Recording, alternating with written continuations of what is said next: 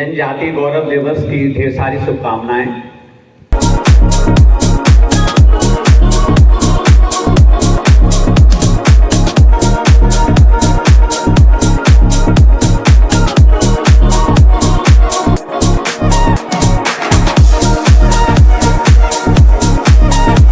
સૌને જનજાતીય ગૌરવ દિવસની હાર્દિક શુભકામનાઓ।